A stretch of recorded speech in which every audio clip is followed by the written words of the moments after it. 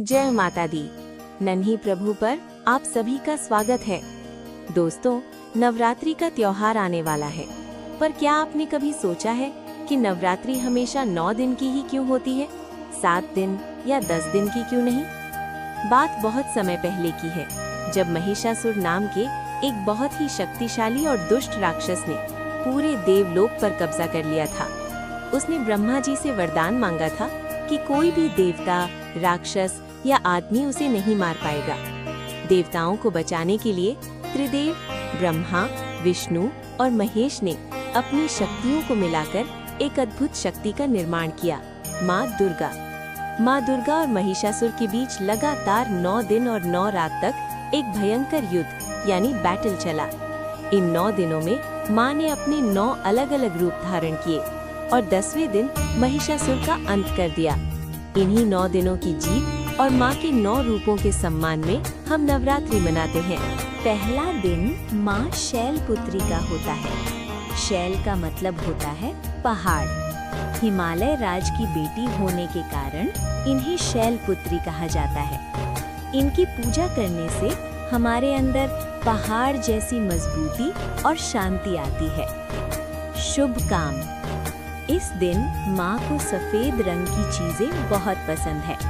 पूजा में माँ को गाय का शुद्ध घी और सफेद फूल अर्पित करें, इससे घर में बीमारियां नहीं आती। दूसरा दिन माँ ब्रह्मचारिणी का होता है। इन्होंने भगवान शिव को पाने के लिए हजारों साल तक कठोर तपस्या की थी। ये रूप हमें सिखाता है कि मेहनत और फोकस से कुछ भी पाया जा सकता है, खासकर बच्चों को अपनी पढ़ाई में। शुभ काम। माँ को चीनी यानी शुगर या पंचामृत का भोग लगाएं। इससे पढ़ाई और काम में फोकस बढ़ता है और लंबी आयु मिलती है। तीसरा दिन माँ चंद्र घंटा को समर्पित है। इनके माथे पर आधा चंद्र घंटी के आकार में होता है। इनकी आवाज किसी बड़ी घंटी की तरह गुनगुनाती है, जिससे नेगेटिव एनर्जी और डर दूर भाग जाते हैं। शुभ काम।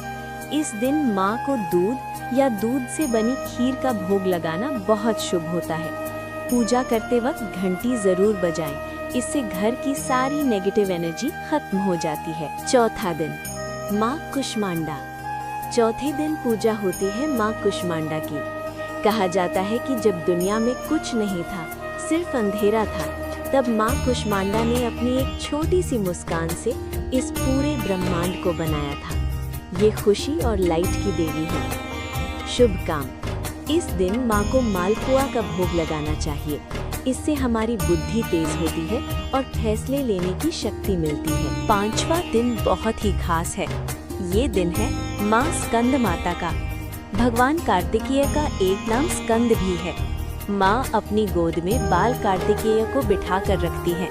ये रूप माँ के सबसे सच्चे और निष्काम प्यार का प्रतीक है। शुभ काम। इस दिन माँ को केले का भोग जरूर लगाएं।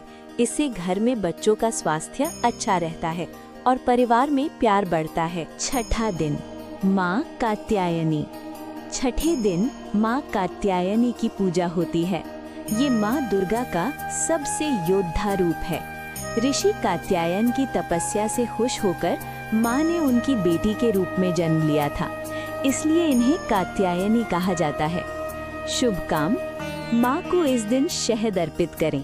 शहद चढ़ाने से हमारा आकर्षण और चमक बढ़ती है और सभी परेशानियाँ दूर होती हैं। 7वां दिन माँ काला रात्रि का। 7वां दिन होता है माँ काला रात्रि का। इनका रंग रात के अंधेरे जैसा काला है। देखने में इनका रूप डरावना लगता है, पर ये अपने भक्तों को हमेशा शुभ फल देती हैं। ये रूप हमें सिखाता है कि सच्चाई की हमेशा जीत होती है। शुभ काम। इस दिन माँ को गुड़ या गुड़ से बनी चीजों का भोग लगाना चाहिए। इससे हर तरह का डर और दुख हमेशा के लिए खत्म हो जाता है। 8वां दिन माँ महागौरी। 8वें दिन माँ महागौरी की पूजा होती है। इनका रूप बहुत ही सुंदर और सफेद होता है। ये शांति और पवित्रता की देवी है। इस दिन कन्या पूजन का सबसे बड़ा महत्व है। शुभ काम। इस दिन छोटी बच्चियों को घर बुलाकर पूजा करें और उन्हें भोजन कराएं। माँ को नारियल का भोग लगाएं। इससे घर में हमेशा धन और खुशियाँ आती हैं। नवरात्रि का आखिरी और 9वां दिन माँ सिद्धिदात्री का होता है। ये अपने भक्तों को सभी सिद्धियाँ और सक्सेस देती हैं। कहा जाता है कि भगवान शिव ने भी अपनी आधी शक्ति इन्हीं से प्राप्त की थी। शुभ काम, इस दिन पूजा में तिल और हलवा पूरी चने का भोग लगाएं। इससे आपकी हर अधूरी मन्नत पूरी होती है। तो दोस्तों, ये थी माँ दुर्गा के 9 रूपों और उनके शुभ कामों की कथा। याद रखिए, चाहे अंधेरा कितना भी बड़ा क्यों ना हो, सच्चाई और अच्छाई की रोशनी उसे खत्म कर ही देती है। आपको माता का कौन सा रूप सबसे प्यारा लगा? कमेंट में जय माता दी जरूर लिखें।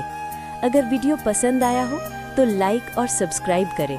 मिलते हैं अगली अद्भुत कथा में। जय माता दी। Subscribe for more Bhakti stories.